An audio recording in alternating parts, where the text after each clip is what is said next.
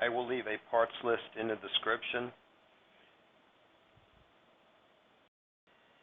The parts used: aluminum tent pole, beach blanket, 550 paracord, a tent stake, and some fabric glue.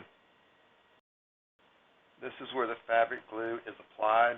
You fold over about 2 inches and then glue that seam over, so it gives a location for the pole to slide into. This is another view of the material that's been glued. In the very center, you have to cut a hole, and then that basically keeps the material from sliding right to left.